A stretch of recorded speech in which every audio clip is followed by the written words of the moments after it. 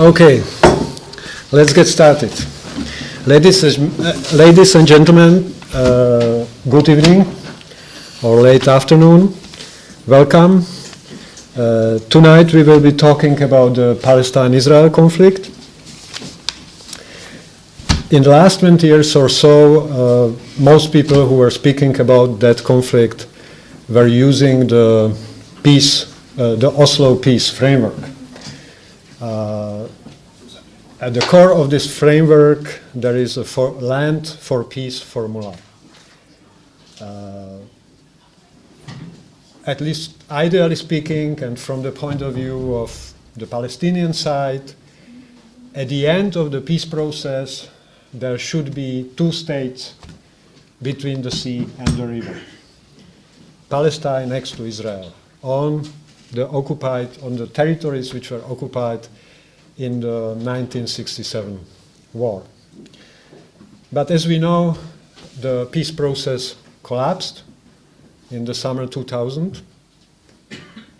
Since that time, there have been several failed attempts at reviving the peace process. So that's no wonder that many people begin to speak about an alternative solution. Instead of having two states between the sea and the river, what about one state between the sea and the river? And this is not a new idea. In the 20s of the last century, the Zionist group Brit Shalom proposed one state for Arabs and Jews, a binational state as they called it. In this place, we are in Prague. I think it's important to recall that some of the most vocal members of that group were born in this city and spent significant part, the first part of their life in this city. For instance, Robert Welch, Hans Kohn, Hugo Berman. Hugo Berman was the salient figure of that group, and already in 1911 he wrote an article entitled Notes on the Arab Question after his visit of Palestine. And in the article he criticized strongly the colonialist tendencies of the Zionist movement. He, for instance, noticed that some Jews behave towards Arabs as he said Europeans behave to blacks. And he deeply disliked that. So that was for that reason, I think, to counter those colonialist tendencies that he endorsed one-state solution in the 20s and joined the group Brit Shalom. Nevertheless, as we know, this position was marginalized in the 30s and 40s within the Zionist movement. But one-state solution re-emerged 40 years after, on the other side of the national or nationalist divide, if you like, when the movement Fatah, at the turn of the 60s and 70s,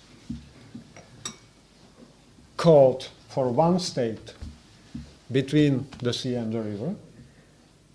In this time, one state which would be secular, democratic, and which would ensure equality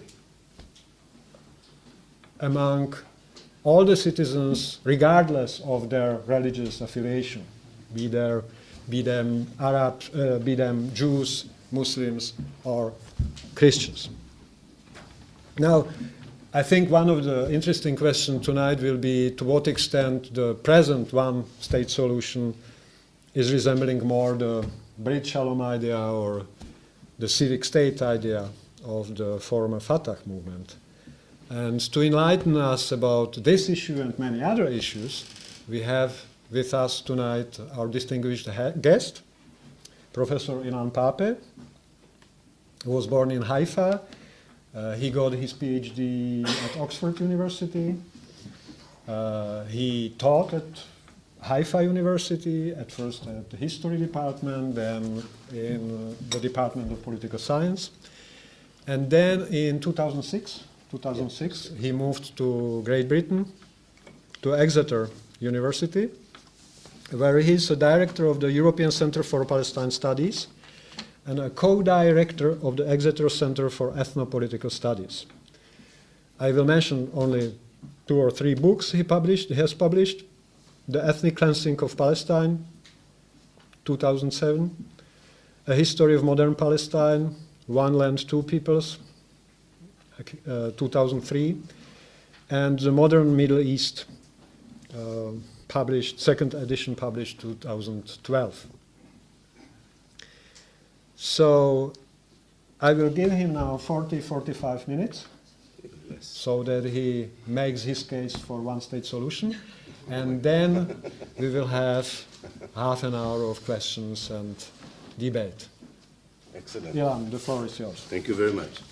Thank you. First of all, I want to apologize for the delay, and I hope you didn't mind waiting. But I'm glad I'm here, so I won't waste time explaining why we're late. It's an interesting story, but it's not directly connected to one state, so I will dispense with that one. I'm an historian, and I'm an academic, and I'm very much aware of my role as an individual when I talk about solutions. I think we have to be modest as individuals. We cannot believe that we have a solution and all the rest of the people do not have a solution, or that we have worked out a solution to such details that we know exactly how tomorrow to go about it. I think the role of intellectuals, of people who are academics and scholars, is to widen the scope of the debate rather than to make dramatic statements or sound bites, what they support or they don't support, because they are not better than anyone else in either predicting the future or in having great ideas about how to solve complex situation as we have on the ground on Israel and Palestine. But because I'm an historian, and I'm particularly interested in the history of the Zionist movement and the Zionist ideology and the Zionist strategy, because that's my particular interest, more than anything else, although I've written on the Palestinian national movement, on Palestinian history, but my main interest is to understand the place I come from, because I was born in Israel and I was part of that system.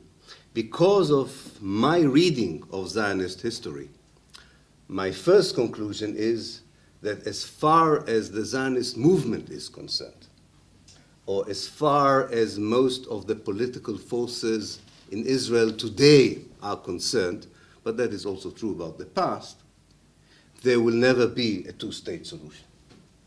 So it's not, for me, it's not just a matter of whether I like the idea of one state and I prefer it to two states. I will get to this as well. I don't want to evade my own opinion on this.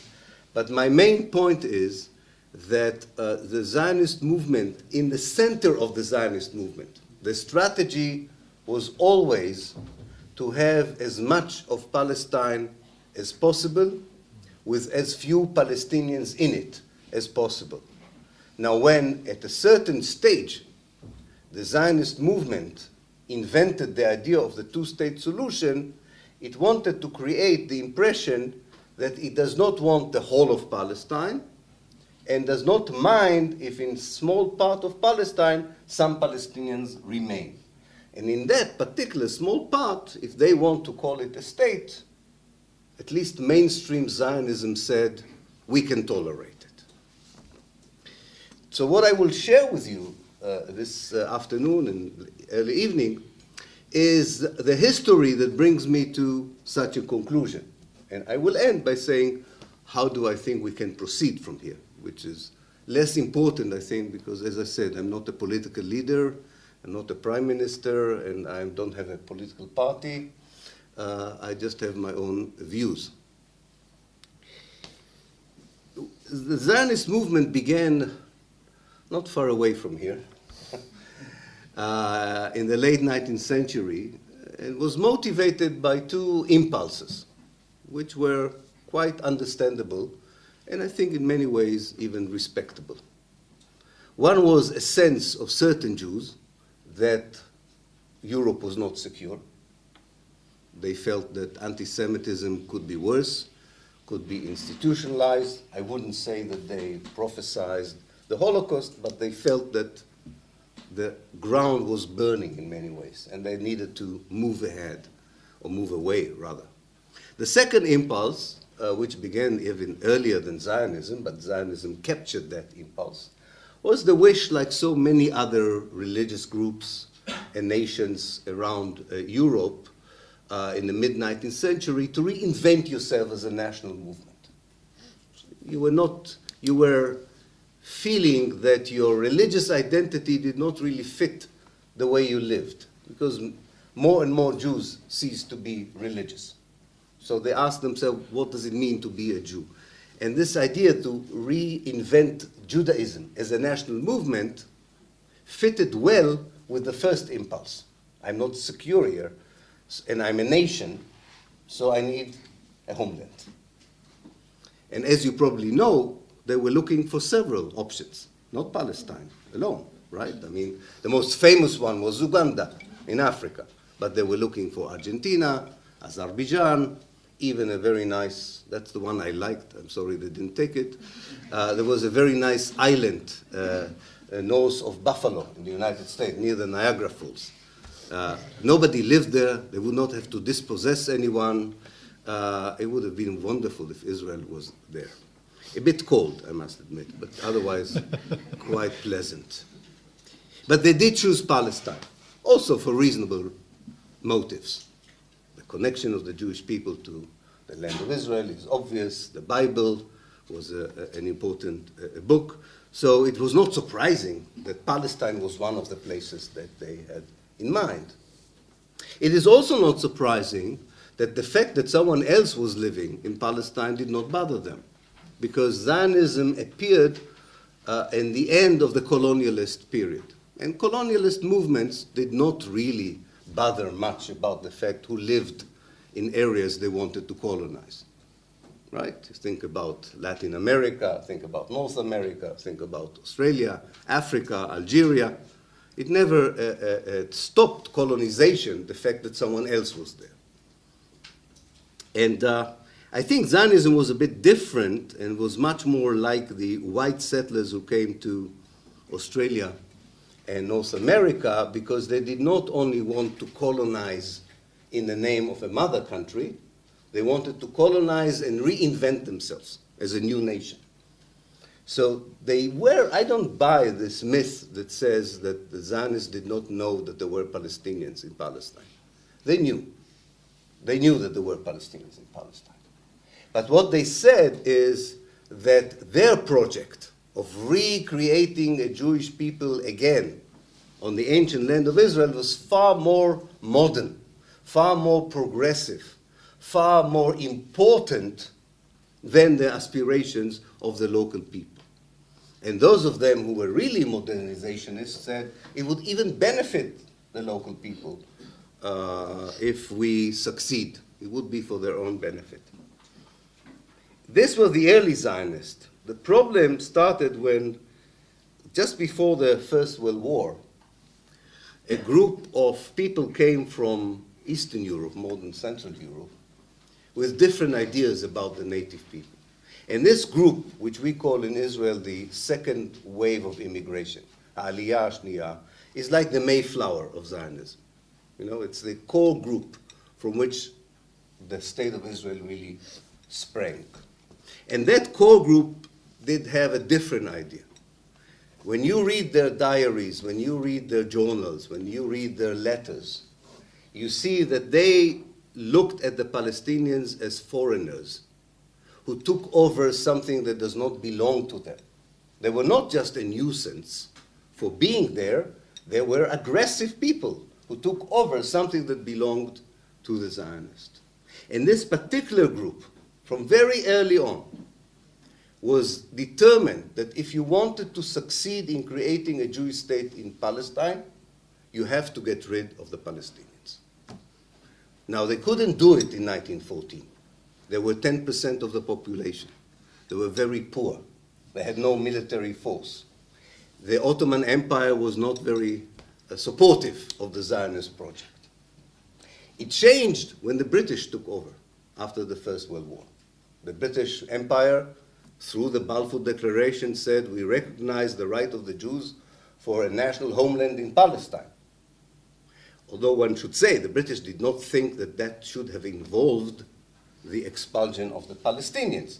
But they did allow the Zionist movement to build the military power that prepared them for the moment, for the opportunity that came in 1948 to implement this dream of making Palestine a Jewish space or a Jewish place. And when the British decided to leave, the Zionist leadership decided that it had a rare historical opportunity. I think they wanted to expel everyone, and they did quite a good job, one can talk about it this way, within the space that became the Jewish state, which is 80% of historical Palestine. That is Israel today, without the West Bank and the Gaza Strip.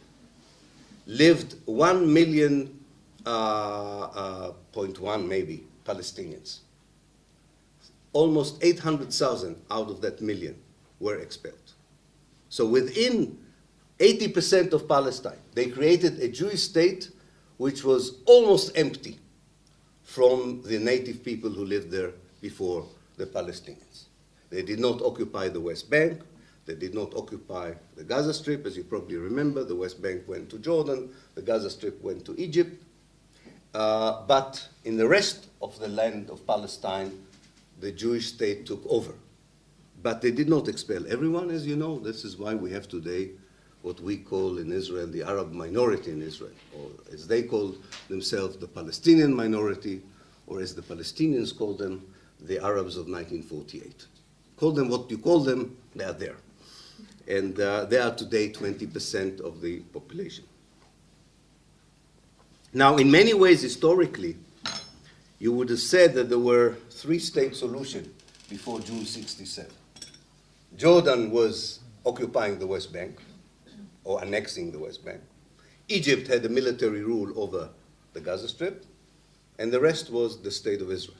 So you had Palestine divided into three, I don't know if states, but three sections, right?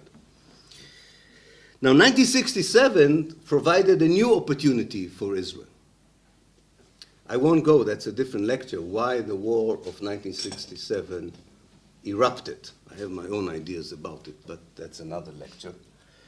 But at least we can all agree, whatever we think of why the war started, we can agree that after 6 days of fighting, Israel occupied the West Bank and the Gaza Strip. At least this is not a contentious historical fact, right? Israel became Greater Israel after the war. So after kicking out almost 1 million Palestinians in 1948, Israel suddenly takes in another 1.5 million Palestinians. And that's a big problem. If you worked so hard to make sure that you have as much of the land as possible, with as few Palestinians in it as possible, what do you do in 67? Where you have the whole of the land, which is good from a Zionist perspective, but you lose the demographic majority that you had. And I think this is when the current two-state solution was born, not the old one. The old one belongs to the United Nations in 1947, when it tries to offer what it sees like a reasonable idea. Half of Palestine would go to the Jews, half of Palestine would go to the Palestinians. We go in, I'm not going into it, it's another lecture, what happened in the partition resolution. I can't cover everything in 35 minutes. But it doesn't matter. I don't think there's any relevance to the 47 partition resolution. 67 brings birth, if you want, to a new idea of a two-state solution that is born in the Israeli left, if one can call it, the Israeli Zionist left. But I don't think it was really about two states. It was about how to, I don't know if there's such an expression in Czech, because you have such good cakes. Probably this is not a good expression in Czech, but in English you say you cannot have the cake and eat it, right? Or I may probably got it wrong also in English. Never mind. But you can't have both. There you are. Exactly. Exactly. I couldn't have put it better. You're absolutely right. And I think the problem was that you had the land that you wanted, but you didn't have the people in the land that you wanted, right? And what the Israeli government decided in 1967 is very relevant to the idea of one state or two states. They could not do in 67 what they did in 1948. In 67, they could not expel the people of the West Bank and the Gaza Strip as they did in 1948. So they had to accept that the people in the West Bank, quite a lot of them, and even more so in the Gaza Strip, were refugees from 1948, would now stay where they are. So the solution they used in 48 was not relevant for 67. Okay. So there was, one problem was solved. We are not going to expel the Palestinians, although I know some of you would say, those of you who know the history well, that quite a few Palestinians were expelled after 67, that is true, but it was not the massive expulsion of 1948. The vast majority of people who lived in the West Bank and the Gaza Strip were not removed. The second question was, do we give the territories back to Jordan or Egypt? That was another option. So you don't have to even bother with the question, do we expel or we don't expel? And the Israeli government in 1967 said, no way. For all kinds of reasons. We will never give up the West Bank. I don't want to offend anyone from Gaza, but even at that time, they were not sure they wanted the Gaza Strip. The Egyptians didn't want the Gaza Strip. The Israelis didn't want the Gaza Strip. Gaza Strip was a problem for them. But the West Bank, they knew that they wanted to be part of Israel. For religious reasons, because they really believed, or national reasons, not even religious, national reasons. They really believed that the heart of ancient Israel was not in Israel, it was in the West Bank. The cities which are mentioned in the Bible, the whole narrative of who the Hebrew people are, geographically takes place in the West Bank, not in what Israel was before 67. But there was also strategic consideration. You probably are familiar. Abba Eban, who was the diplomat #1 of Israel, used to say, to call the borders of the West Bank the Auschwitz borders, sort of indicating that if Israel goes back to the 67 borders, it would be in a danger of annihilation. And they developed this bizarre idea that the Jordan River is a natural barrier that would stop attacks of Israel. Now, I don't know if you've seen the Jordan River. Even if you are 95 years old and you don't walk that much, you can cross the river with one jump. To think that the River Jordan is a natural barrier, you have to have the imagination of J.K. Rowling's, and you can write a Harry Potter book. But you go to America, and the very serious generals would explain to you how the Jordan River protects Israel. Of course, they've never seen the Jordan River. They think about, what's the name of your lovely river? Latava. They think about something like that. Of course, in today's weaponry, even that is not that important. But even if you go back a little bit, for conventional armies, to cross the River Jordan, all you needed was a good donkey and nothing else.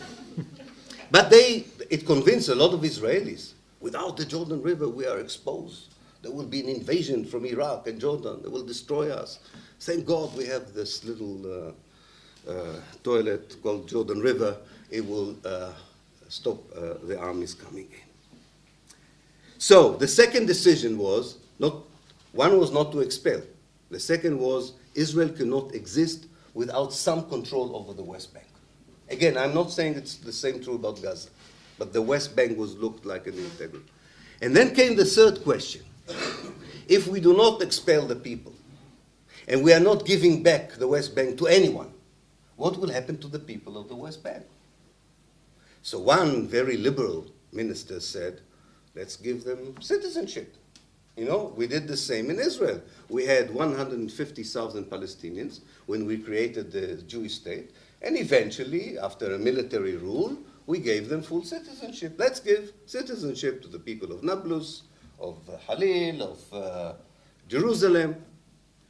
And of course, he was immediately silenced. He said, are you crazy? There are 1.5 million.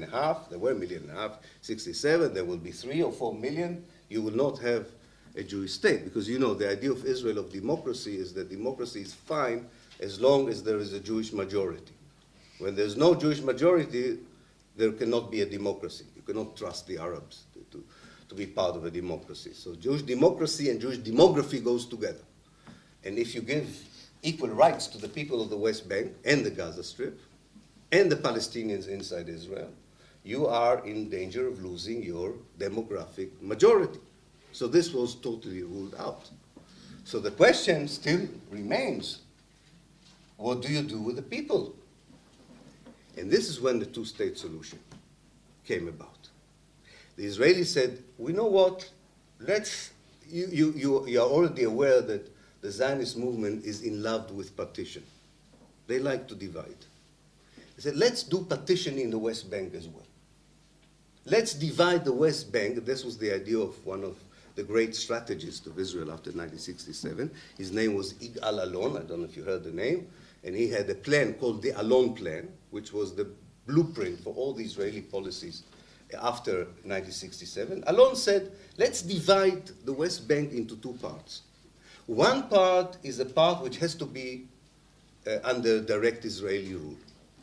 And he had a map. He said exactly which part. He said the Jordan Valley has for always to be Israel. You know why? Because there's this huge river that protects Israel. So we need, but because the river is not so big, we need the whole valley as well just to be on the safe side.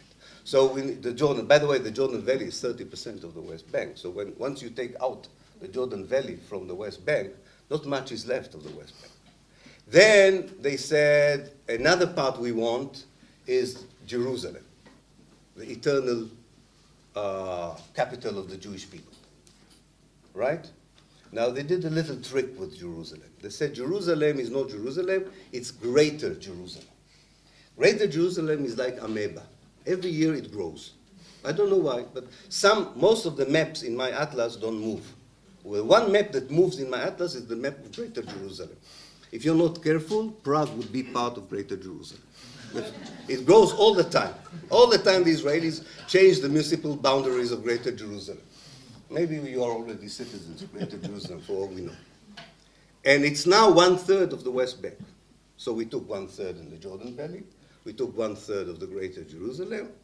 And then, but that happened a bit later, when the Jewish settlers came, the Israelis invented another area that has to be Israel. And you are familiar with it. This is called the settlement blocks. The settlement blocks are not settlements, really. They are proper cities that Israel built near the border that used to be between the West Bank and Israel. And they said, you know, it's so close to Israel anyway, so let's annex it anyway, right? So now, and they are about 15%. I don't know how you are in mathematics, but if you take the Jordan Valley, the Greater Jerusalem area, the big settlement blocks, and you come to the Palestinians, as they did in the Oslo Accord, and they said, we, Israel, the Zionist movement, we are the most generous people on earth. Nobody, even the Czech, are not as generous as we are. We offer you in the rest of the West Bank a state. So Palestinians make clear, not much is left. They said, okay, it's better than nothing, so we'll take it. I mean, like, what else what do we have? I don't think the Israelis meant the Palestinians to take it. They were surprised when the Palestinians said yes. So they invented a new thing, as you noticed. And that thing is called the myth that there's no one to talk to. Because if Israel was about to implement even its generous offer, it would have run into trouble inside Israel with ideological movements in Israel and the whole idea that you are not supposed to give the Palestinians a state. You're supposed to give them kind of an autonomy, maybe, in the areas which Israel is not interested in, right? And I think the fact that the Palestinian leadership, the Palestinians under occupation, in the second intifada, in second uprising, felt that, even without a calculator, they felt that this is not worth the paper it's written on as a solution, as the end of the conflict, as a settlement for the problem. And they rose against this idea in the second intifada. The Israelis said, okay, now there's another problem. This is today. we are taking out from the future Palestinian state the Jordan Valley, the greater Jerusalem area, the big settlement blocks, but we have to punish you for the second intifada and the way you behaved since the second intifada. So we're adding some additional blocks to the settlement blocks. The Israelis have a word for this. It's called the natural growth of the settlement. The natural growth is like the amoeba of greater Jerusalem area. It grows all the time. Whether there is a natural growth or not, it doesn't matter. In other words, what I'm trying to say here is that in 1967, Israel created a formula that for the outside world and for good people around the world looked reasonable, and I can understand it. And that was called the two-state solution. So on the face of it, the idea that Israel withdraws from the West Bank and from the Gaza Strip does not allow any Jew to settle there and allows the Palestinian to develop a Palestinian statehood. Even if you are not a great believer in such concept, you could say, you know what, that's a beginning. That's a beginning, and you can see why quite a lot of people in the Arab world, people in the Palestinian communities, definitely people who lived under occupation, but, you know, some great people, like people, conscientious people. One of them was here, I understand, maybe in this room, Norman Finkelstein and Noam Chomsky. Why so many people were mesmerized by this idea? Because on the face of it, they said, it's a positive step forward. I think what they ignored is that words do not create reality. Bulldozers do. Armies do. Words do not create reality. And if you study Zionism as well as I did, and you understand that the two-state solution from a Zionist perspective is not a two-state solution. It's a solution for the problem they created themselves in 1967. They want the territories without the people. They want the territories without the people, but they don't want to appear as a criminal state while doing it. So you create a peace process that doesn't go anywhere. So you say, we are thinking about this two-state solution, but the facts on the ground make it impossible. So I think it's however you think about the two-state solution, and I know we have in the movement of solidarity with the Palestinians, in Israel, in Palestine, we have a debate. It's a legitimate debate, whether we should continue to support the two-state solution, whether we should try something new and support the one-state solution. I think that's a legitimate debate, and I think it should continue. I think it's an important debate. But before you do the debate, what I don't like to hear, and that's my disagreement with my good friend Noam Chomsky, and that's why we wrote a book together about it, because I disagree with him. Don't say that there is an Israeli position that supports the two-state solution. I think that's not true. You can be for a two-state solution, but you have to be aware that the stronger party in this conflict, the people who have the keys to the car, do not believe in a two-state solution. And I'm not talking about the right wing in Israel. I'm talking about the center and the left. What they believe is a two-state will never satisfy even the most moderate, submissive Palestinian. And that's important to understand. From an Israeli perspective, the Oslo Accord was not meant to create a two-state solution. It was meant to get an international recognition for the arrangement that they have found in 1967 for how to have the territories without having the people. They divided the West Bank into two parts. They gave the Palestinians, as always, the smaller part. They said in the smaller part you can have a flag, you can have a president, you can even call it a state if you know, we don't mind. You can call it a state, but we have the right to enter that state with our army to arrest people whenever we want. We can take part of that state and annex it if we find it necessary. We control all the water resources of this state. We collect the taxes for this state. I checked in all the books in the world. Never did I find a sovereign state that someone else's collect the taxes for them. Where? Nicaragua, 1905. Really? Yeah, well, I'm not surprised. Thank you. That's a very inspiring example. You know, the whole idea is how you, the Palestinians, can help us to implement our idea. Now, maybe, and I can understand it, if you live in a certain part of occupied, the West Bank, you say it's better like that than it was under direct occupation.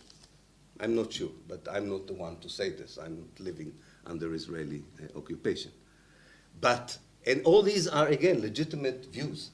What I'm saying is, it's time to understand that, and with this I would end before I will just say a few words of how we move forward. But it's time to understand that whatever you call Israel, whether you're talking about the government of Israel, whether you talk about the Israeli parliament, whether you talk about the Israeli academia, whether you talk about the Israeli media, I think it's very important to understand.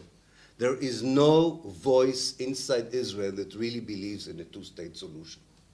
They believe in the continuation of the brilliant solution they found in 1967, by which the Palestinians are closed in small areas, they control the rest, and if the world is willing to call it a solution, that would be wonderful.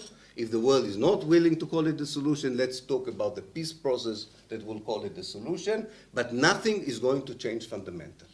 Israel is going to be present on the Jordan River, it is going to be present on Hebron, in Hebron, it will be present in the ever-growing Greater Jerusalem area, it will be present in the Jordan Valley, and if you look at the map with a magnifying glass, you will find the space where the Palestinians can live under this solution. And this is not a right-wing perception. This is a consensual Israeli perception. The present government of Israel has is made of political parties that all, in one way or another, subscribe to this idea. Maybe one or two voices in the parliament do not, but the government as a whole subscribe, and the government represents 90% of the Jewish people. Now, this is the analysis. You may share this analysis, you may not. What is the prognosis? And I have another 5 minutes? 10 minutes? No, I don't know. I'm a historian. My prognosis are short. My analyses are very long. Other people should do the prognosis.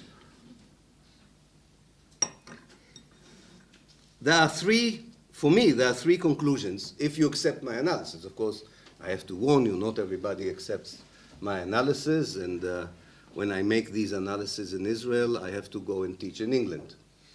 So I want you to be clear about this. But there is, if you accept at least in major part this analysis, there are three major conclusions. One is that without strong outside pressure on Israel, Israeli policies will not change.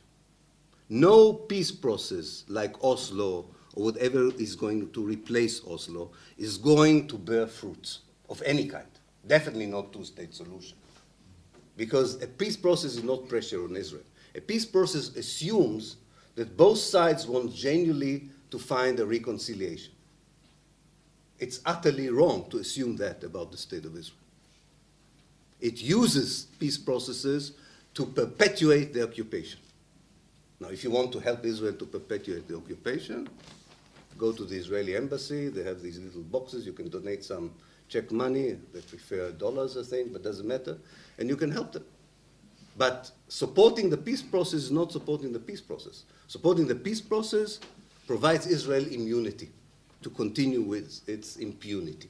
That's my first conclusion. And that's why I supported so much the BDS movement, the boycott, divestment, and sanction. I really believe, like in the case of South Africa, you need the international community, the conscious people of the international community, to say to Israel, enough is enough. It's a non-violent means. I don't believe in violence. Don't misunderstand me. It's a non-violent means that sends a message to Israel from the civilized world, which Israel wants very much to belong to. If you continue to do what you do, you cannot be a member of the civilized world. There's a price to be paid if you want to be counted in the civilized world. Now, of course, they can come to Prague and think that the civilized world is behind them. But Prague is not the whole world. And maybe also Prague would one day send Israel a clear message that Israel is not part of the civilized world. You have a mission here. The second conclusion is that you have to think about a new political solution that would allow Jews and Palestinians to live together in the land of Palestine. Because all these old ideas of two states are not going to work. That doesn't mean that I have a magic formula. You talked about Brit Shalom. They thought about a binational state. I like more the idea of a democratic state. Not particularly in love with nationalism myself. But it doesn't really matter. I think what matters at this point is not so much what is the solution, but who is legitimate partner in discussing the solution. Are the Palestinian refugees a legitimate partner? If they are, then let us hear us saying that they have the right to discuss their return to their homes. And then you have a different kind of discussion. What kind of political outfit would be able to provide equal rights to three groups? The native local Palestinians who were always in Palestine, the Zionist Jews who came, they came as a settler colonialist movement. Now there's already a third generation. I don't think a third generation is not allowed to stay. I think a lot of Palestinians realize it. Even if you're a third generation of, like I am, of a settler colonialist, you are now part of the land. You were born there. Your parents were born there. It's ridiculous to think that you can throw them out as well. So this group also has to be integrated. And the group that was expelled, the refugees. You don't have to be a genius to find out the new frame in which people should live together on the basis of equal rights, whether they are locals, refugees, or the third generation. You know what? Even if they came from Prague 2 weeks ago to be part of the State of Israel, they could be integrated. Contrary to all the mythologies that you hear, there is space for everyone. There's plenty of space in Palestine. You can divide the resources between everyone. You just have to have the political will to accept everyone as an equal. If you don't accept everyone as an equal, resources become a problem. Space becomes a problem. But if you accept everyone as an equal, then you can build something else. And the third conclusion, and with this I will end, is that there has to be, and I know it would be very, very painful for the Israelis. Very, very. I'm not eluding myself. But the Israelis would have to go through the same process that the whites in South Africa went through. And it was, believe me, it was painful for the whites in South Africa. You don't need all the Israelis to go through that process. When apartheid fell in South Africa, most of the whites in South Africa were still racists. It's not that every white in South Africa suddenly was anti-apartheid when apartheid fell. I suspect the vast majority of them were still for apartheid. But a small enough number, or a large enough number, began to reread the historical situation. And when you reread the historical situation, and you say, we came here, maybe for good reasons, that's okay. The problem is not our reasons. We came here because we wanted to come here, and we felt that this was our homeland, no problem with that. But there was someone else here. And we expelled the persons who lived here, the people that lived there. And we were not unique in it. White people, when they were pushed out of Europe, pushed the non-white people from wherever they came to. There's nothing new in this. Now, if you want to have reconciliation, you have to start with this point. You have to start with this point. Then you can come to the Palestinians. You can even come to the Arab world. You can come to the Muslim world and say, stop talking about us not being part of the land. We are part of the land. Don't tell Mr. Ahmadinejad to talk that we're not going back to Germany. Okay. But in order to have this kind of conversation with the local people, saying now it's time to explain that we are here and you are here and we are reframing our relationship, you have to accept that you were not here before. Now, I'm a member of the Israeli Academia, a former member of the Israeli Academia. But I must tell you, the amount of money and energy we invested in order to prove that we were always there, you could have built 5 hospitals. You could have built 3 bridges of peace between Israel and Palestine instead of all the money that went. And I will end with a story which is 99.5% true. And because I always add something to the story, because I keep telling it. And every time I add something new. I don't remember what I did, but it's a good story. It tells you exactly how Zionism treated the whole idea of proving that Palestine was always a Jewish state. And really, most of the Israeli Jews believe in it. And that's part of the problem. You know, in 1937, the British, after already 10 years of rule, were very frustrated with ruling Palestine. And they wanted to offer a solution. So they sent an inquiry commission called the Peel Commission. And the Peel Commission was supposed to suggest the first solution to the Palestine problem. And 2 weeks before they came, the most important historian of the Jewish community in Palestine, Ben-Zion Dinburg, who was later a minister of education, was invited by the head of the Jewish community, David Ben-Gurion. And he said to him, you know, in 2 weeks' time, the Peel Commission appears. I need for you to prepare, as a historian, the history of the Jewish people since the Roman time in Palestine, so that I can prove to the British committee that the Jews were always present in Palestine, despite the expulsion. So Ben-Zion Dinur says, I am an historian, I'm a serious historian, I cannot do it in 2 weeks. It's a lot of periods. It will take me 10 years to complete such a project. So Ben-Gurion said to him, you don't understand. They come in 2 weeks. You say that there was always Jews in Palestine, then you have 10 years to prove it. Thank you. I think I'll end here and take some of your questions. Thank you.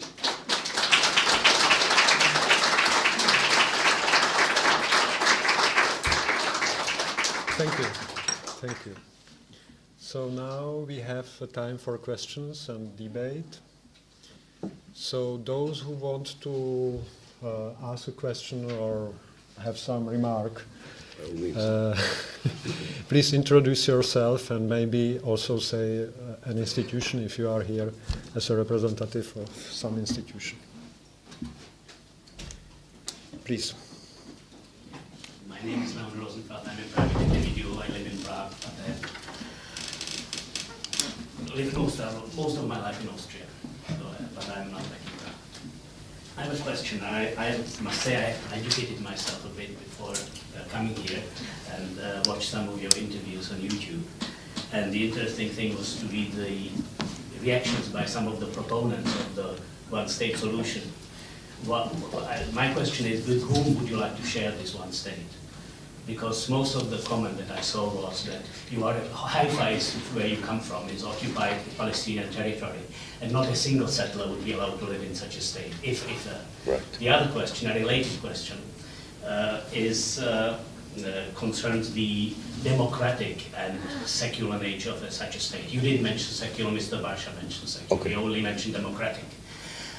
First of all, democracy means different things to different people.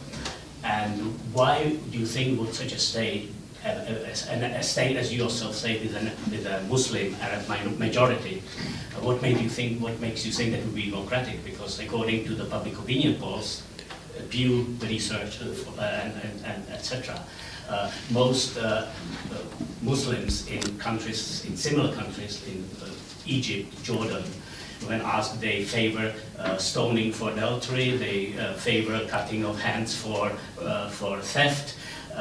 They want people who abandon Islam to be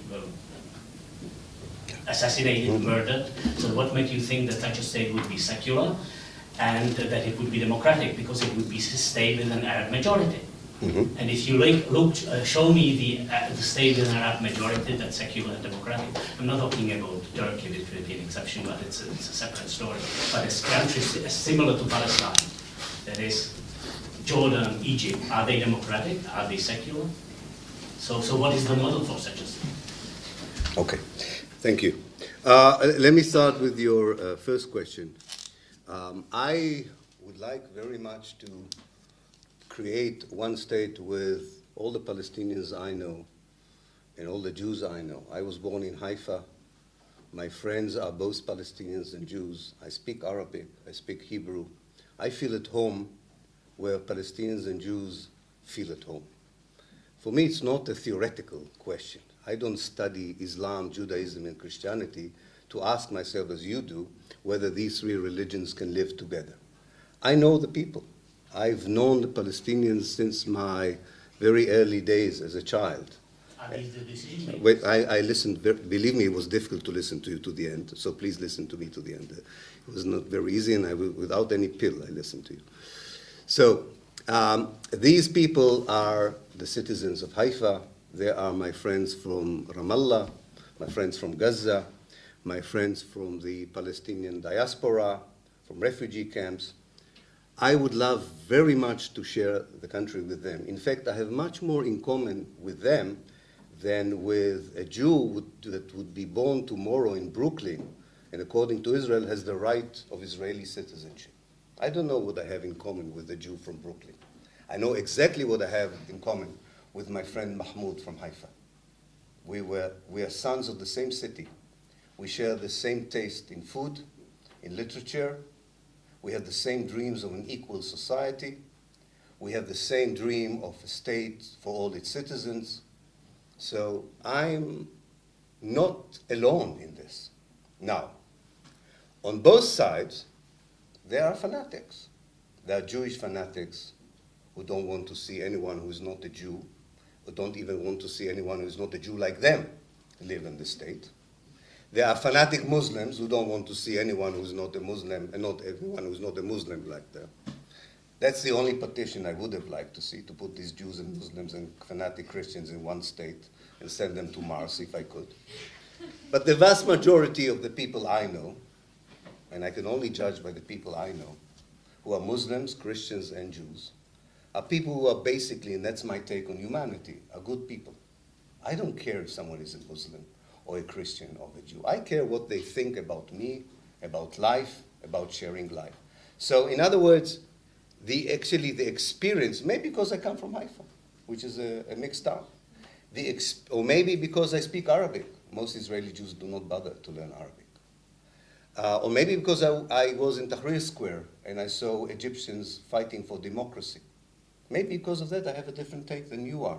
I am convinced that there is an equal number of people who want to live in a democratic, equal society in Palestine and Israel as there are in the Czech Republic.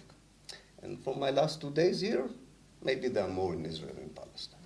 So I don't buy into this idea. Now, you gave an interpretation of Islam that would have made a lot of fanatic Muslims very happy.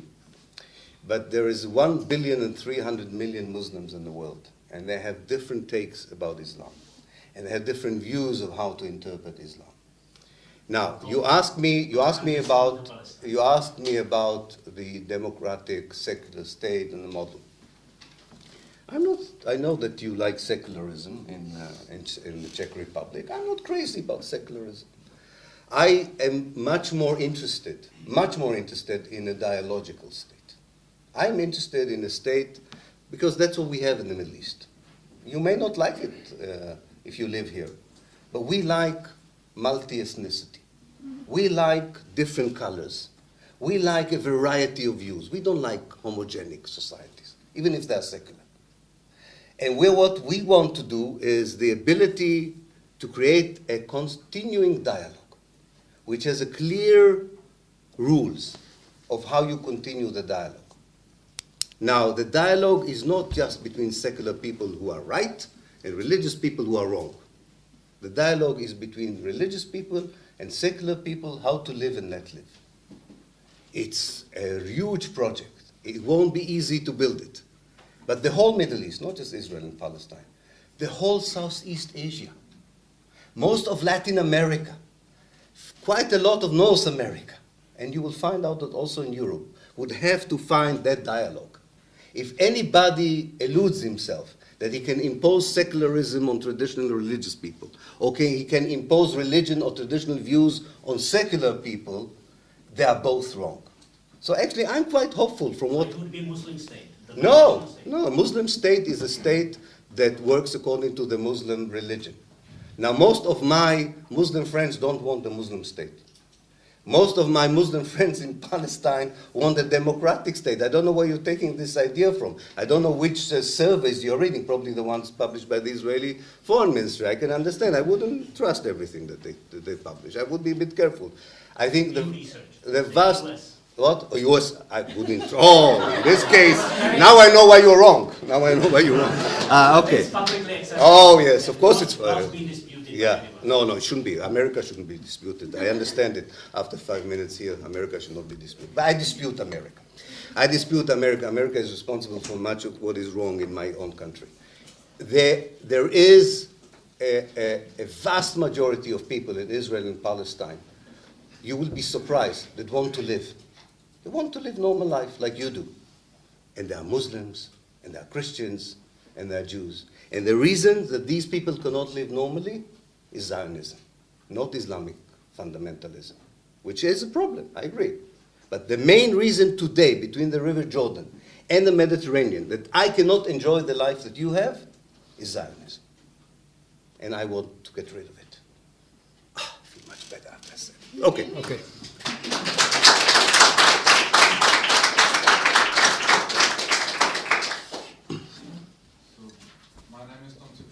I'm a military officer representing here myself. Thank God, not the army. Okay, yeah. I'm thankful for having the opportunity to listen to your analysis and your inspiring ideas. But I'm interested in a little bit more strategic prognosis. Okay. On the future, let's say, on the future of Israeli state. Wanting or not, we have been witnessing some global political shift and in the changing the point of gravity in the global politics. How can Israel survive under changing global circumstances if it won't accept the solution that you suggest? And it seems they are serving strategic interests of superpowers, but they also believe that they have a moral pillar, that the strength comes from their moral right, that because they are morally right, they are also successful. This pillar has almost gone in the civil society, at least in the West. Israel's moral, is she from the embassy? No. Okay, moral right, this moral pillar has been eroded. So what I'm saying, it's eroded. It has been almost shrunk because people do not accept the Israeli policies as moral policies. And some people even go as far as saying if the policies are immoral, there's maybe a more serious problem with the ideology of the state. Now, of course, even if your ideology as a state is suspect internationally, you can still be supported strategically because you serve another interest. And I think that you're right. As long as the US stands behind Israel, they don't, even if the moral pillar is gone, they can still survive because of that. I would go even further. I think Israelis were preparing for such an eventuality. That's why they have their own military industry. They have also viability to stay even with less support from the American. And Israelis would tell you, you know, actually, if you look at China, if you look at India as rising powers, or even Russia as rising powers, they would say distinguish between what they would say diplomatically and the military ties that we have with them, or the industrial ties. So we are already preparing for the eventuality of a new power balance in the world. Even if America is weaker and Russia and India and China would become more important, we are already building strategic ties with these countries. So I think that Israel as a state will continue to exist. The question is, how would the people of Israel, or at least some of the people in Israel, how would the Jewish communities around the world feel with a country that becomes more and more suspect on an ethical and moral basis? That's the question. It doesn't mean that it's not a viable country, that it does not succeed, but what is the quality of life there? If you are being listed together with apartheid South Africa, with Chile's Pinochet, and with another number of states which are not very positive, that means that you have a certain international standing. And I think that is a question that I hope would lead Israelis to change. I agree that in the near future, I cannot see the Israelis subscribing to my ideas. I agree with you. But I should say something on this, because I forgot to say it in my talk.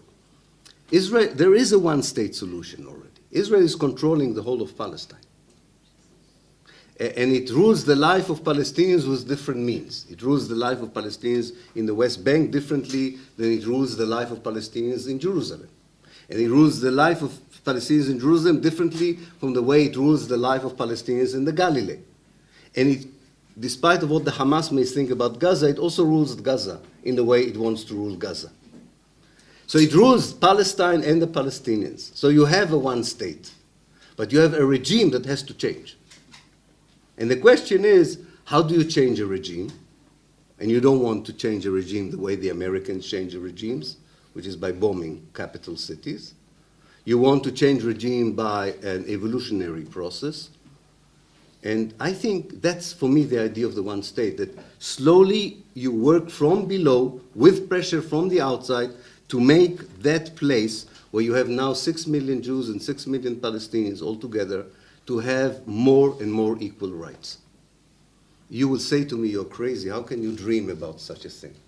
And I'll take you back to the south of the United States in the 1960s. If you would say to someone that African Americans in the United States would have a better life, nobody would have believed you. I will take you to South Africa before the fall of apartheid, to the Soviet Union before the fall of the Soviet Union. I'm an historian. I'm not impressed by a lack of progress of 65 years. It's less than a second in history. I know that activists would like to see change in their lifetime. I'm not obsessed with seeing change in my lifetime.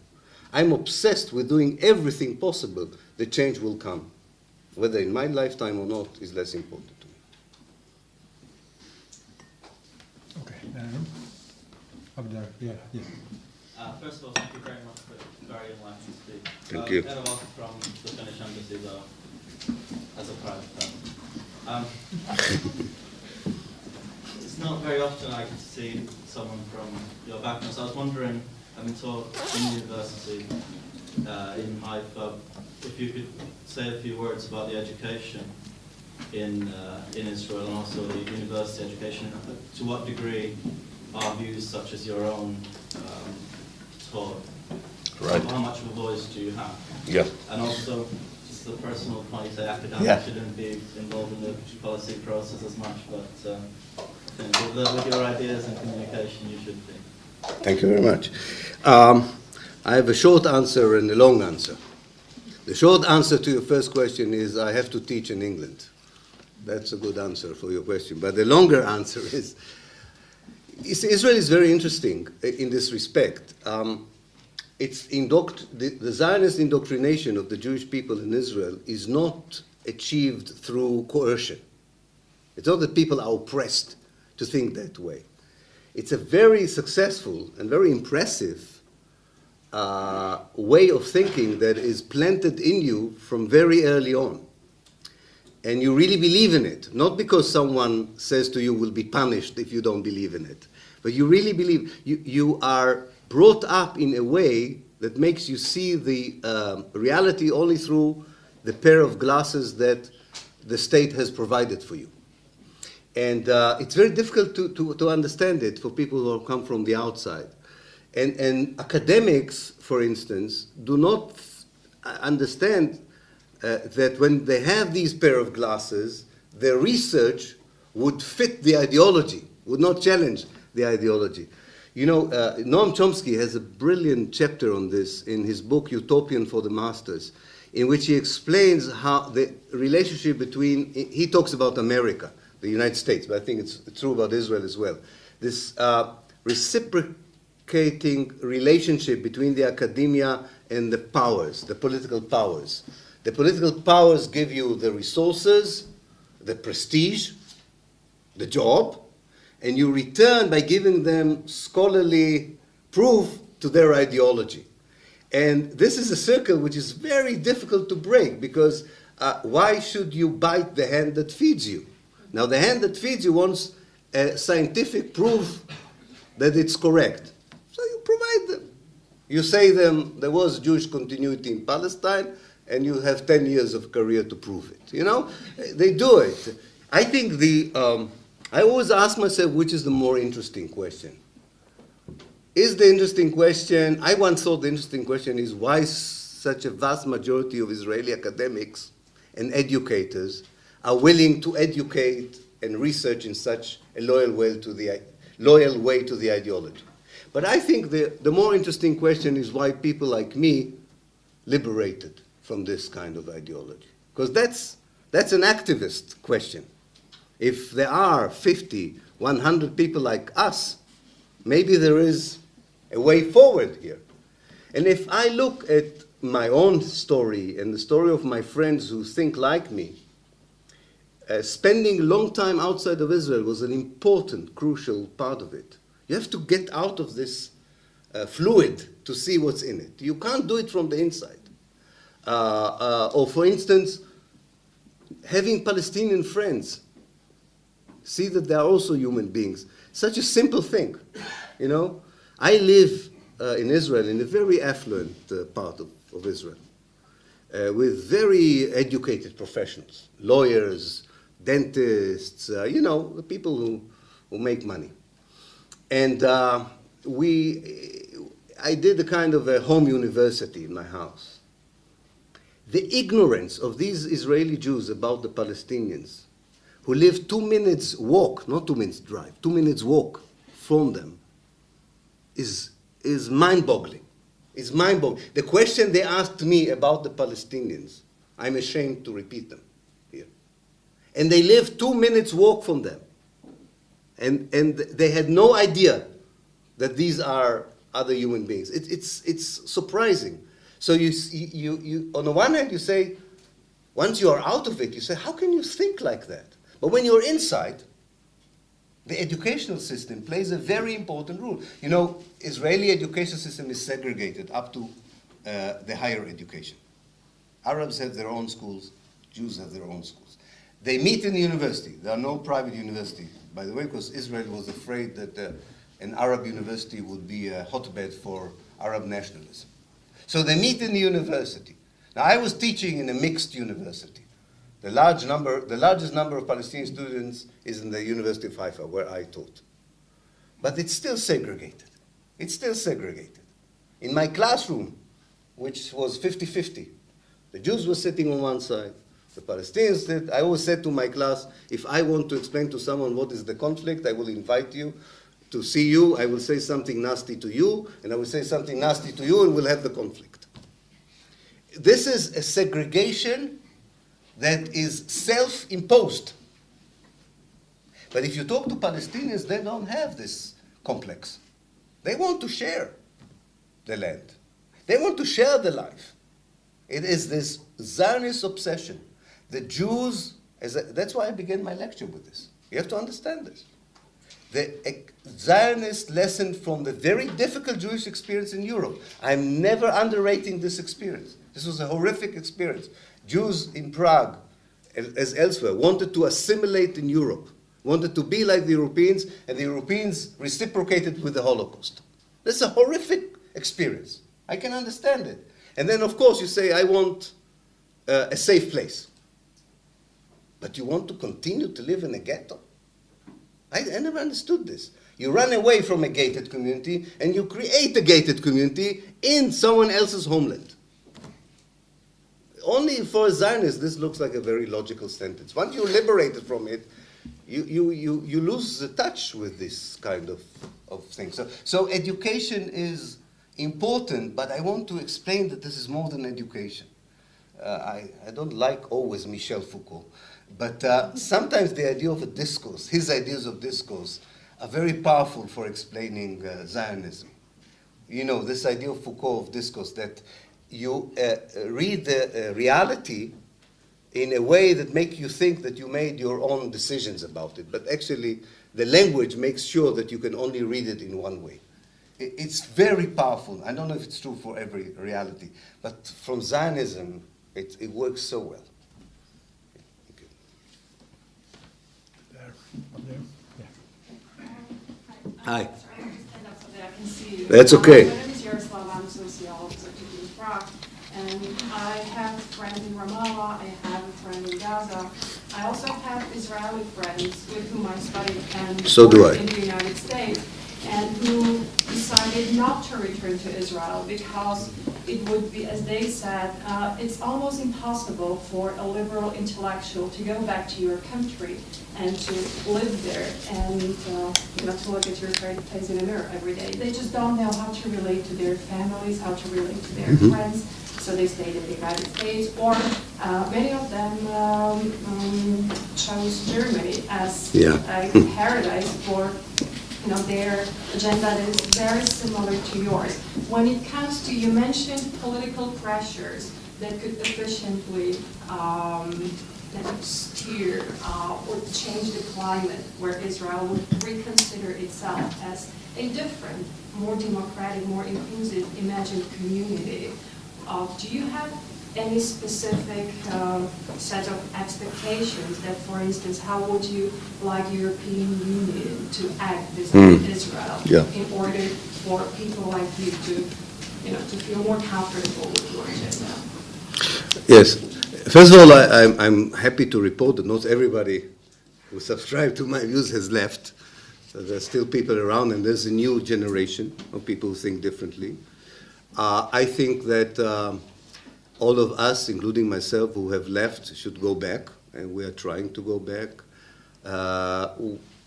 We are not suffering as some dissidents really suffer in other countries.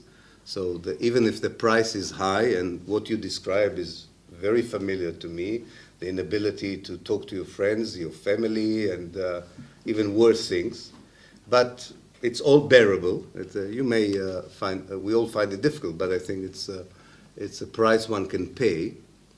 And I think that pressure from the outside, for example, a clear EU position on certain things would help. Because what happens is that if the rest of the society, not the rest, if the vast majority of the society thinks differently than you do, and at best calls you a lunatic, and at worst calls you a traitor, if your views are subscribed to, are supported by a vast majority of people around the world, you don't feel either a lunatic or a dangerous person.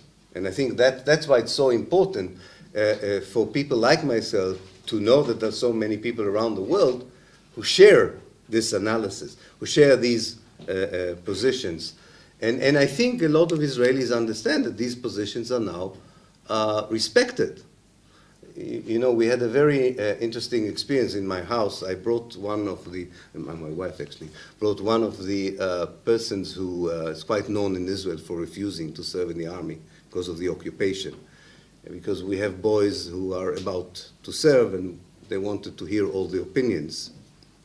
And one of my boys said to him, you know, the problem is how the rest of the society will treat us if we decide not to. That's a strong pressure.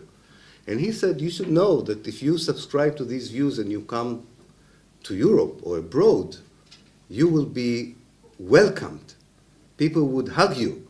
People will respect you. So don't only think of how your inner society reacts. Think about how the international community reacts. Now, what he was referring to was, of course, the civil society that is more and more pro-Palestinian and more, let's say, more and more pro-justice, not pro-Palestinian, pro-justice than it was before. But we know that the political elites are not there yet. But I must tell you, you know, about South Africa. It took 21 years from the first act of civil obedience for South Africa, against apartheid. If you remember, there were two brave women in Dublin that worked in a supermarket, and they refused to do the bill for a lady that had a lot of South African products in her trolley. And they didn't do the bill. They said, we don't want to support apartheid South Africa. They were fired. The next day, women all through the chain of the supermarket walked out, and there started the anti-apartheid movement in Europe.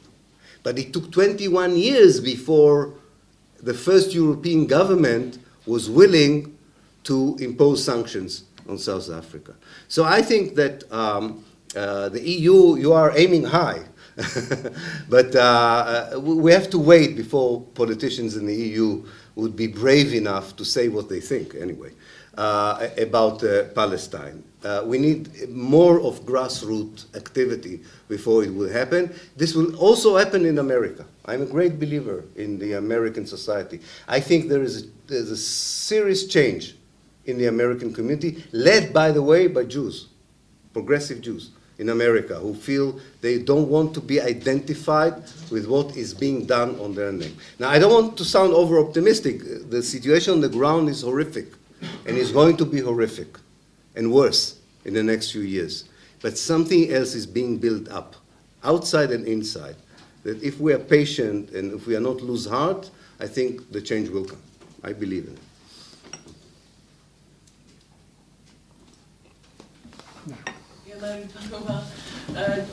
How could you explain how in 2005 you predicted what's happening to Gaza today? Yeah, I'm not always right, but I had a bad feeling that, as I explained, I thought I had a good analysis of what Israel wants to do with the West Bank, because I've studied it for very long. And I thought, I still think I understand quite well the Israeli strategy towards the West Bank. And I described it in this lecture, so I will not repeat it. I was always confused about the Israeli policy on the Gaza Strip, even before Sharon decided to take out, unilaterally to take out the settlers, even before that. And I was amazed to read very open declaration by Israeli generals that said, even before Sharon made the decision, that unlike the West Bank, where they said, Israel has a lot of options. We have a lot of options. We can offer autonomy, we can take the autonomy away, we can give them freedoms, we can take freedom. We have leverage. We have leverage. We can play with our control. In fact, the Oslo ABC represents this Israeli idea that you have three options of how to rule the Palestinians, and you can interplay. That they didn't have this option of ABC in Gaza. Gaza is so small, it's so densely populated. They didn't know what to do with it. And the Israeli army more or less said something that I was broadcasting to the world, because I was very worried about it. They said, Gaza is like a maximum security prison, a very dangerous prison. In a dangerous prison, you don't send even the wardens inside. You let the inmates to live their life. The only thing you have to make sure that they don't leave, because they're dangerous, that they don't leave the prison, or that they don't attack you. And if they do, because only inmates are there are no wardens. There are no wardens. You can do whatever you want with them. You can bomb them from the air, from the sea, from whatever. And the moment the Israeli government decided to take out the Jewish settlers, they took the wardens, the jailers, out of the jail. And they left the jail, which is Gaza, totally exposed. Now, of course, the fact that the Hamas decided to show its resistance through the missiles added ammunition to the Israeli idea of how to do it. But it doesn't really matter. If you remember, Israeli reaction or retaliation to Gaza, people forget it because there's so much to remember. It was not always against Qassam missiles. Sometimes it was because there was a demonstration of the Hamas in the West Bank, or some sort of other action. This was a mode of action. This is the mode. And I was worried about it because if you know Gaza and you know the density of the population, on the one hand, and you know the military arsenal that Israel is willing to use against it, the only word you can have is genocide for what's going to happen.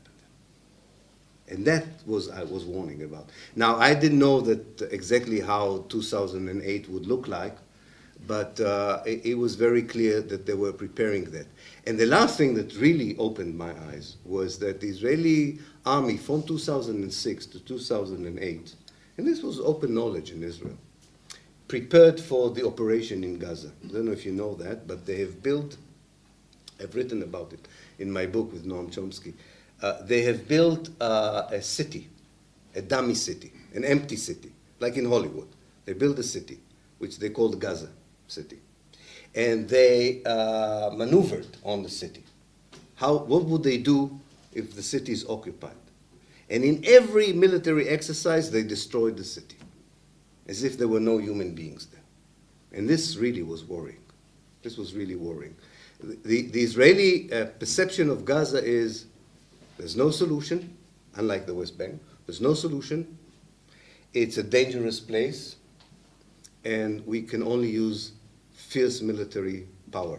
As the Israeli chief of the general staff said, we have to imprint in the Palestinians' psyche in Gaza that it would not be worth the while to resist their prison situation. And that's very worrying.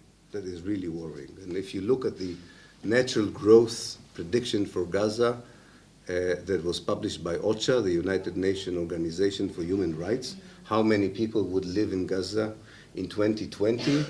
If in 2020 we will have the same reality that we have today of a ghetto in Gaza, it would be horrific. You know, just the sheer numbers on the space, without even Israel doing anything, would be horrific.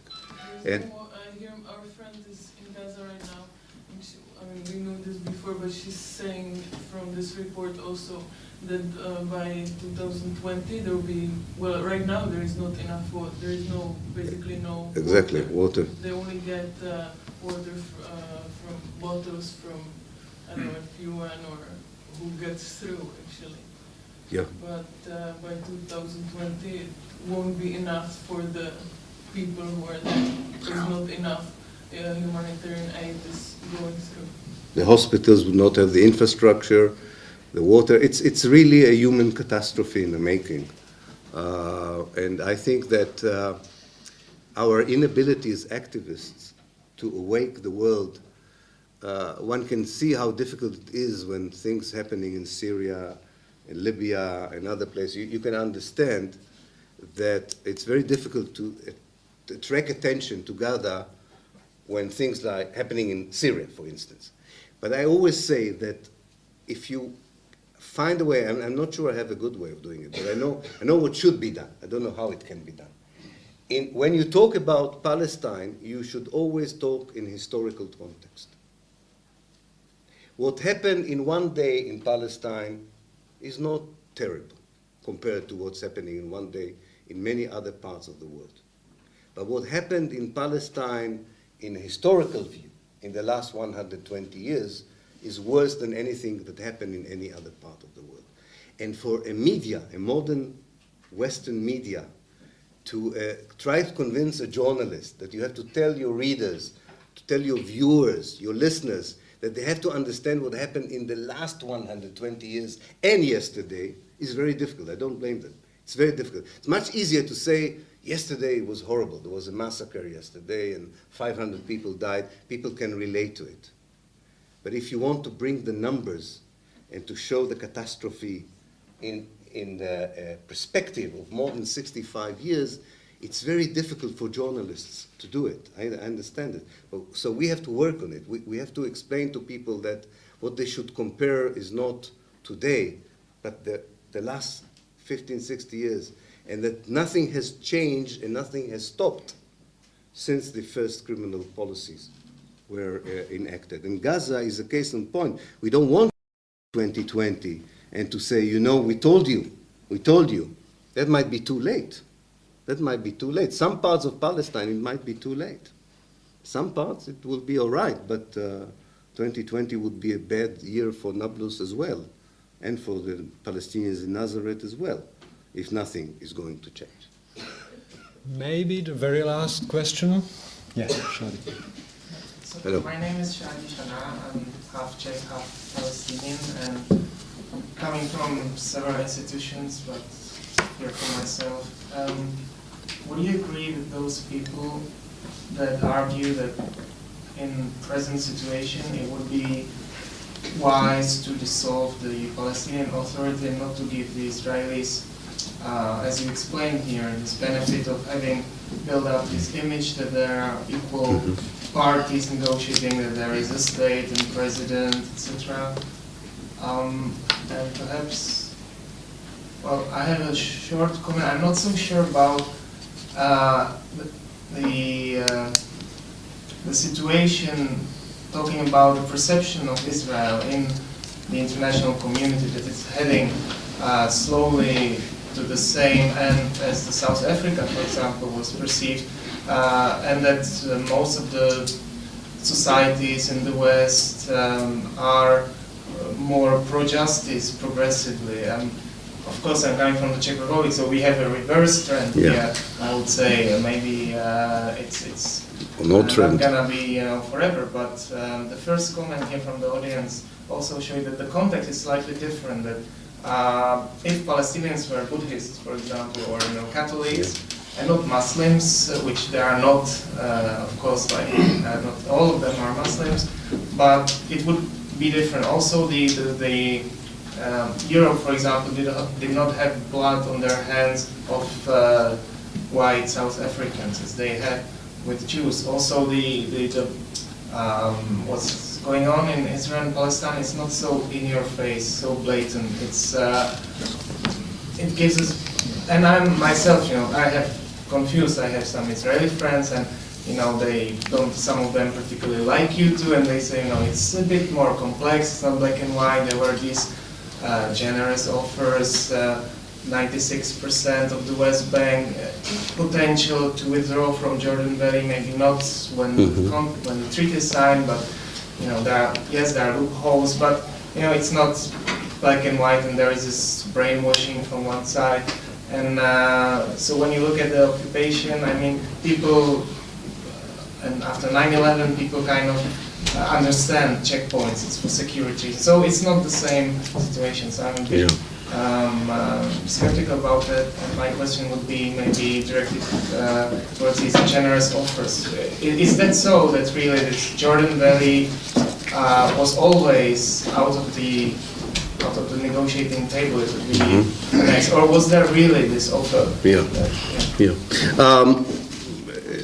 Let's start with the PA, then we move to the two other points, and I'll try and be brief.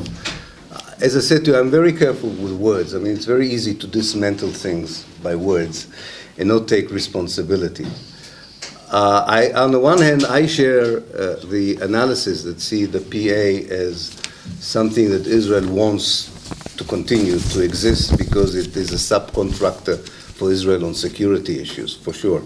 And it fits well into the model that Israel built, as I described before.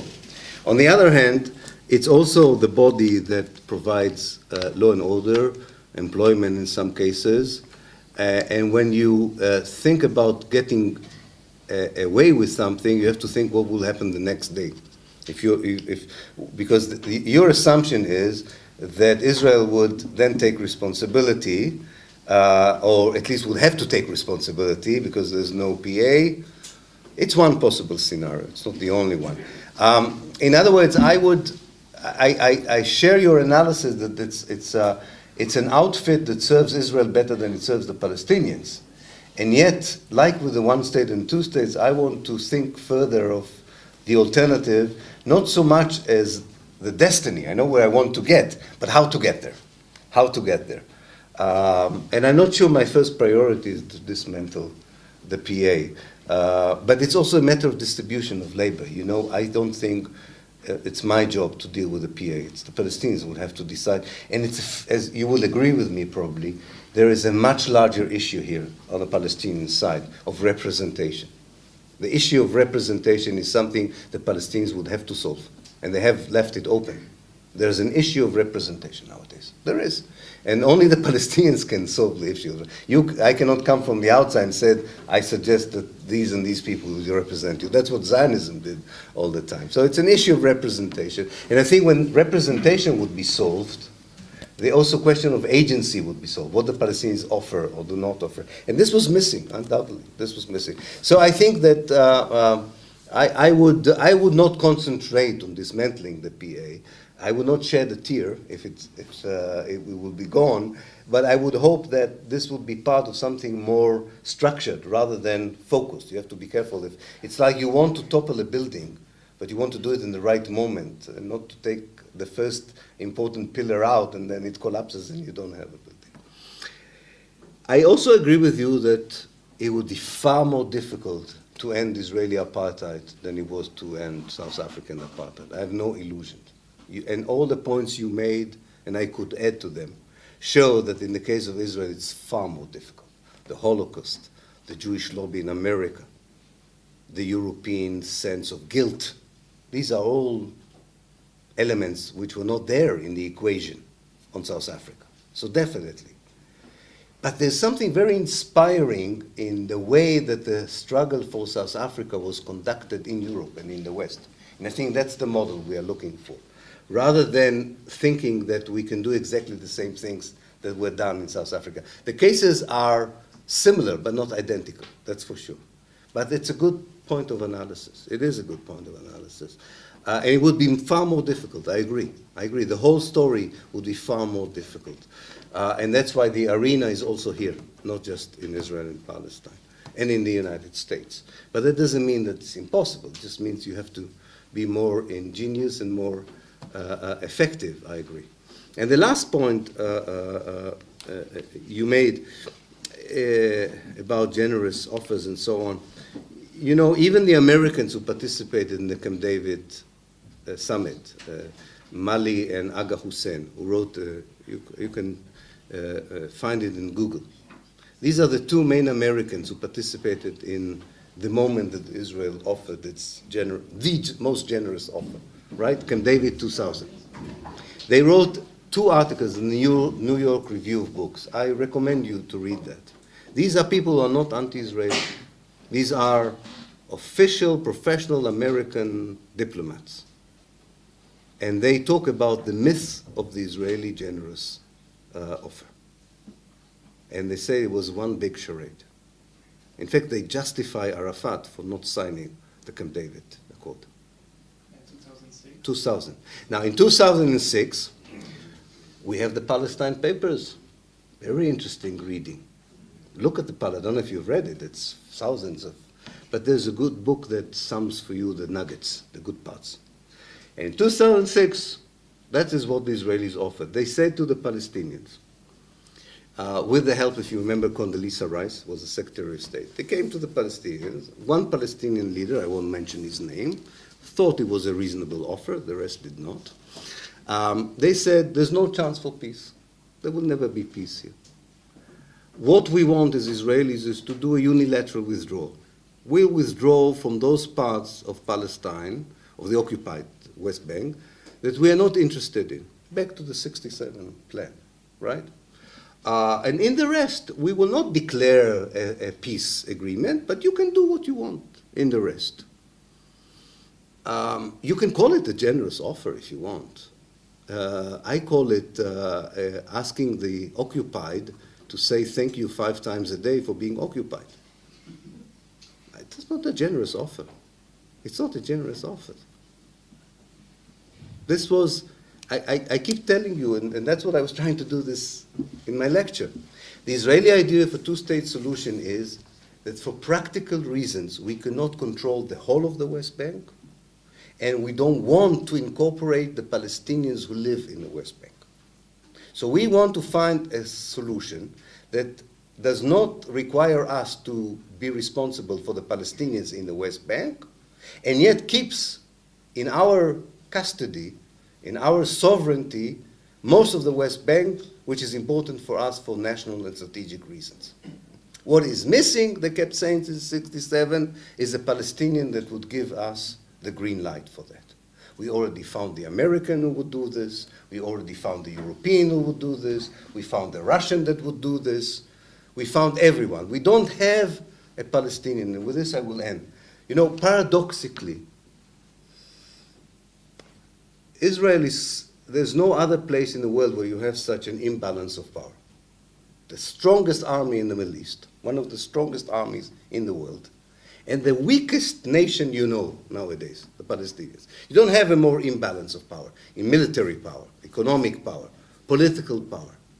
And despite the fact that Israel is so strong and the Palestinians are so weak, the only people who can really give Israel legitimacy are the Palestinians. And that drives the Israelis mad. It drives them mad. The Americans say you are legitimate. The Europeans say you are legitimate. Every nation from Micronesia to Macronesia says you are legitimate. Do whatever you want, especially if you give us some money. The only people who can really say to the Jews, you're welcome in Palestine. You can be part of the Middle East, and not even the Arab world. That's where the mistake of the Muslim movements around the Arab world. They think that they have the agency. They don't have the agency. The Muslim Brotherhood in Egypt cannot determine whether I can live in Israel or not. But the Palestinians can.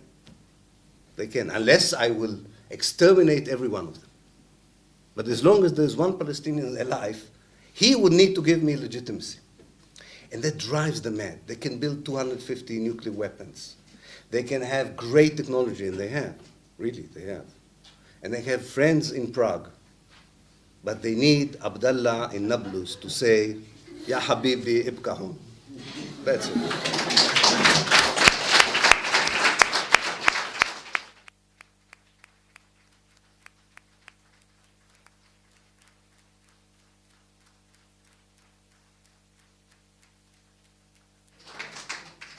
Thank you, and I remind the people here that Ilan is speaking at Philosophical Faculty of Arts tomorrow at the main building, right? 7:30. The room 300. Yeah, And I hope you are not the last time speaking in Prague. Thank you very much. Thank you. Thank you. Thank you very much. Thank you. Great.